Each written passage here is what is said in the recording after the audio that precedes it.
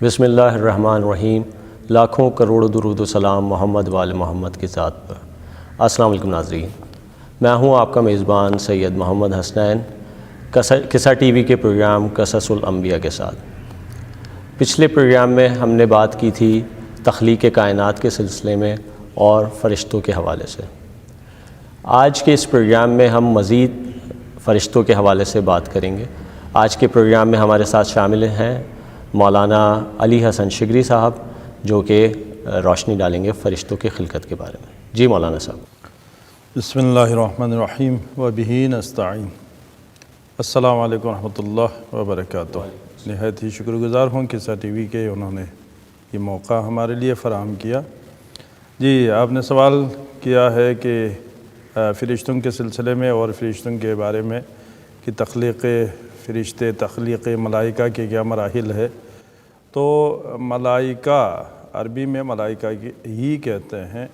اردو میں اور فارسی میں ہم فرشتہ اس کا ترجمہ کرتے ہیں۔ در حقیقت ملائکہ ہی ہے۔ عربی میں اور قرآن مجید میں جو لفظ استعمال ہوا ہے وہ ملائکہ کا استعمال ہوا ہے۔ ملائکہ مختلف جو فلاسفرز ہیں انہوں نے بیان کیا ہے کہ ملائکہ عالم ملکوت کی مخلوق، مختلف ہمارے پاس جو ہے ملکوت ہیں، مختلف جو عوالم ہے، تو ان میں سے ایک عوالم ملکوت ہے، اور عوالم ملکوت میں جو مخلوق موجود ہیں تو اسے ملائکہ کہا گیا۔ اور ملائکہ کے سلسلے میں دو باتیں ہیں فلاسفرز کی، ان میں سے ایک علامہ طباطبائی صاحب کی ہے اور اسی طرح ملا صدرہ صاحب کی ہے۔ وہ یہ ارشاد فرماتے ہیں کہ ملائکہ ایسی بات نہیں ہے کہ ان کا جسم ہی موجود نہ ہو، یعنی جسم ہی موجود نہ ہو، نہیں، ایسی بات نہیں ہے، بلکہ ان کا جسم موجود ہے لیکن وہ جسم لطیف ہے۔ جسم لطیف کی مثال سمجھانے کے لیے وہ بیان کرتے ہیں کہ جس طرح سے یہ ہوا ہے، دیکھیے ہوا کو آپ دیکھ نہیں سکتے، آپ ہوا کو صرف محسوس کرتے ہیں، لیکن وہ موجود ہے، اس کا وجود ہے لیکن آپ اسے دیکھ نہیں سکتے۔ اسی طرح ملائکہ بھی موجود ہے، اس کا جسم موجود ہے لیکن اس کے جسم کو آپ دیکھ نہیں سکتے اگر وہ اپنے اصلی اور حقیقی صورت میں موجود ہو۔ دوسرا نظریہ یہ ہے کہ نہیں، ان کا جو ہے جسم نہیں ہے اور وہ جسم جسمانیت سے پاک و منزہ ہے۔ ان کی تخلیق کے سلسلے میں جو بات ہوئی وہ یہ ہے کہ جس طرح سے انسان کو مٹی سے خلق کیا اللہ نے، اور اسی طرح جنات کو آگ سے خلق کیا،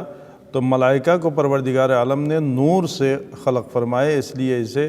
نورانی اور نوری مخلوق کہا جاتا ہے۔ میرا ایک اور سوال یہ تھا کہ کیا ملائکہ عقل و شعور رکھتے ہیں؟ ملائکہ کے سلسلے میں یقیناً یہ ہے کہ وہ عقل کل رکھتے ہیں۔ اللہ تعالیٰ نے مختلف مخلوقات خلق کیے،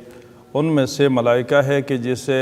عقل تام دے کے پروردگار عالم نے تخلیق کی۔ انسان کے پاس عقل بھی ہے اور ساتھ ساتھ اس کے خواہشات بھی ہے، لیکن ملائکہ کے سلسلے میں کہا جاتا ہے کہ وہ اطاعت گزار، اللہ تعالیٰ کے اطاعت گزار بندے ہیں، لہٰذا ان کے پاس عقل و شعور اتمام مکمل طور پر ان کے پاس موجود ہے، لہٰذا ان کے پاس خواہشات نفسانی موجود نہیں ہے۔ اور چونکہ وہ عقل و شعور رکھتے ہیں تو پھر ان کا امتحان بھی لیا گیا، اور اس امتحانوں میں سے ایک بڑا امتحان جو عالم ملکوت میں ہوا وہ یہ تھا کہ تخلیق آدم کے بعد ان سے کہا گیا کہ وہ حضرت آدم کو سجدہ کریں، لیکن انہوں نے اپنے عقلی شعور کو مد نظر رکھتے ہوئے، ادراکات کو مد نظر رکھتے ہوئے، اور جو حالات اس عالم دنیا میں پیش آئے تھے اس کے مد نظر انہوں نے کہا کہ یہ جو مخلوق تو خلق کر رہا ہے یہ فتنہ فساد برپا کرے گا اور یہ ایک دوسرے کے خون بہائیں گے، یہ تمام کے تمام اسی استدلالات کی وجہ سے، دلیلوں کی وجہ سے ہیں، لہذا وہ اپنے عقل کو استعمال بھی کرتے ہیں اور عقل شکور بطور عتم وہ رکھتے ہیں۔ اگر وہ عقل و شعور نہ رکھتے تو کبھی بھی یسبح للہ، کبھی بھی جو ہے اللہ کی تسبیح و تحلیل و تقدیس جو ہے اس میں ان کی فضیلت کو بیان نہیں کیا جاتا۔ جیسا کہ آپ نے فرمایا کہ فرشتے جو ہیں وہ عقل و شعور رکھتے ہیں، تو کیا روز قیامت فرشتوں سے سوال جواب ہوں گے؟ جی، فرشتوں کے سلسلے میں سوال و جواب وہاں پر ہیں کہ جہاں پر کوئی معصیت ہوئی ہو اور اسے اس معصیت پر باعث رسی کی جائے گی، لیکن اللہ کے یہ مخلوق ایسے ہیں کہ جس کے بارے میں قرآن مجید نے ارشاد فرمایا لا یسبقونہ، ٹھیک ہے، اللہ تعالیٰ کے قول پہ جو ہے کبھی بھی یہ سبقت حاصل نہیں کرتے اور کبھی بھی جو ہے وہ اللہ تعالیٰ کی نافرمانی نہیں کرتے، اللہ تعالیٰ کے اطاعت گزار وہ بندے ہیں۔ تو وہاں پر جو سلسلے ہوں گے بعض اسی کے سلسلے میں، تو ملائکہ کو ایز اے جج اور اسی طرح کرام الکاتمین ابھی بھی ہمارے کندھوں پر موجود ہے، وہاں پر بھی گواہ کے طور پر اللہ تعالیٰ روزانہ 2 فرشتوں کو صبح کے وقت ہم پر مقرر کرتا ہے۔ اسی لیے کہا جاتا ہے کہ فجر کی نماز میں ہر نماز کی گواہی 2 فرشتے دیں گے، لیکن فجر کی نماز میں 4 فرشتے قیامت کے دن گواہی دیں گے، اس لیے کہ پروردگار عالم جو ہے ہر روز انسان پر 2 ملک جسے کرام الکاتبین کہا جاتا ہے ہمارے نیکیوں کو اور گناہوں کو تحریر کرتے ہیں، وہ ہمارے گواہ ہوں گے، اور وہاں پر جو عدالت کا سلسلہ ہے جنت کے مزین کرنے کا، جنت میں خدمات انجام دینے کا، اسی طرح جہنم کے وہ دروازوں پر بٹھائے گئے اور جہنم میں عذاب دینے کے لیے ان فرشتوں کو پروردگار عالم ان سے کام لیں گے۔ سبحان اللہ۔ اچھا مولانا صاحب یہ بتائیے گا کہ ان کی اقسام کتنی ہے، ملائکہ کی اقسام کتنی ہے؟ ملائکہ کے اقسام کے سلسلے میں مختلف روایات موجود ہیں، ان میں سے بعض جگہوں پر یہ ہے کہ 2 پر والے ہیں، 1 پر والے بھی ہے، 3 پر والے بھی ہے، 5 پر والے بھی ہے۔ پھر اس کے بعد کہا کہ اللہ تعالیٰ جس شکل میں جیسے چاہے وہ تخلیق کر سکتا ہے، وہ خلق کر سکتا ہے، لیکن اسپیسیفک ان کے جو ہے وہ اقسام اس اعتبار سے کہ رتبے کے اعتبار سے یا ان کی ذمہ داریوں کے اعتبار سے وہ مختلف ہے۔ اور ملائکہ میں سب سے جو افضل ہے، جو جسے سردار الملائکہ کہا جاتا ہے، وہ حضرت جبرائیل علیہ السلام ہے، اور وہی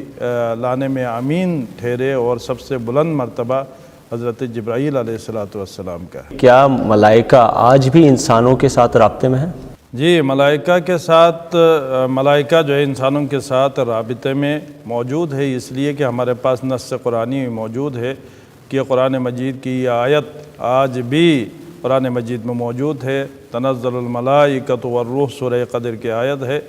کہ تنزل یہ فعل مضارع کا صیغہ ہے جو مسلسل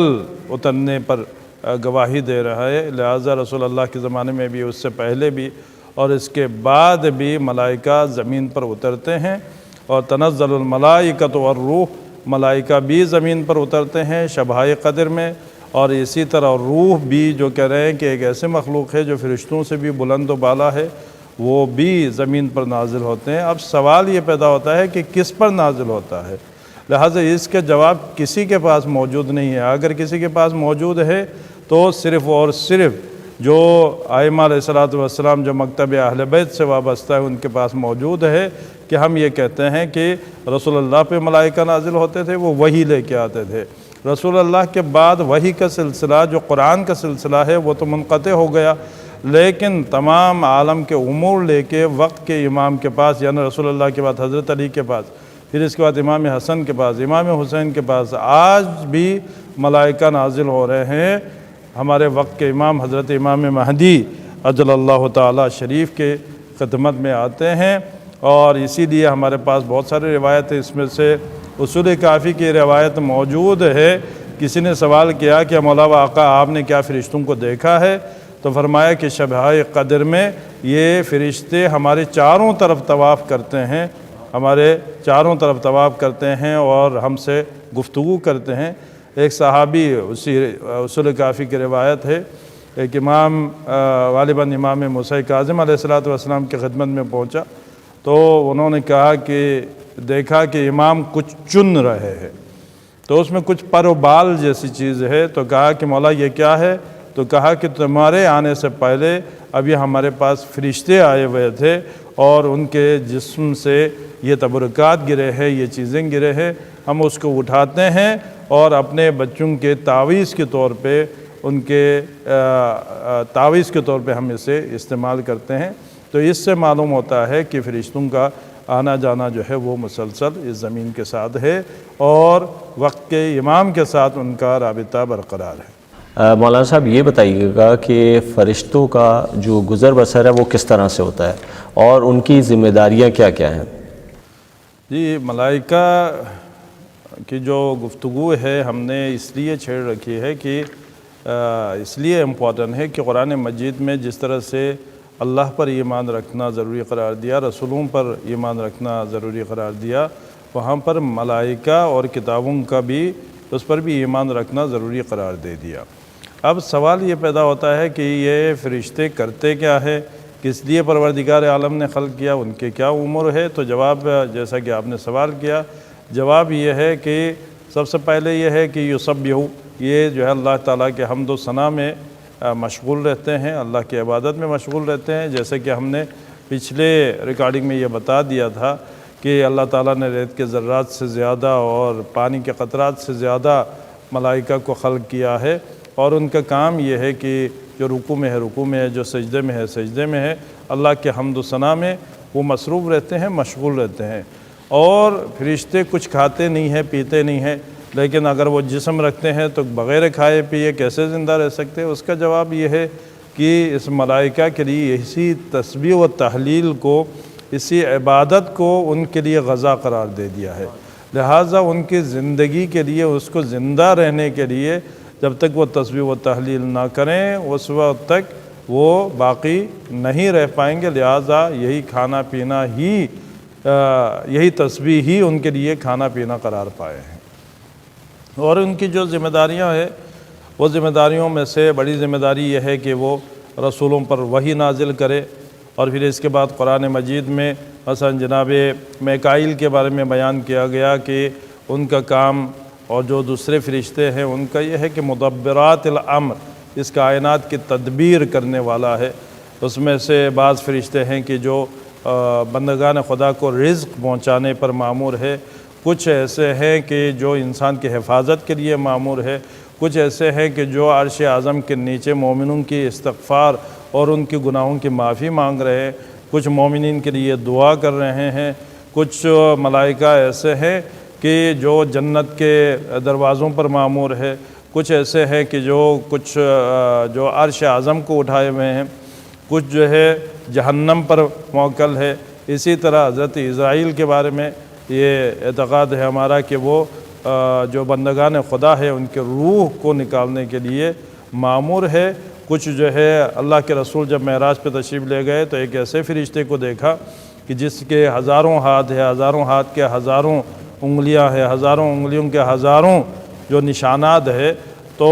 جب سوال کیا گیا کہ یہ فرشتہ کس لیے تخلیق کی گئی، تو کہا کہ یہ بارشوں پر پروردگار عالم نے معمور کیا ہے کہ بارش کے کتنے قطرے کہاں پر پڑے اور کہاں پر پڑنا چاہیے، اس کا حساب رکھنے والا ہے۔ تو اللہ کے رسول نے ارشاد فرمایا، کہا کہ اس سے پوچھو کہ کوئی ایسی چیز بھی ہے کہ جو اس کے عدد و شمار میں نہیں آتا؟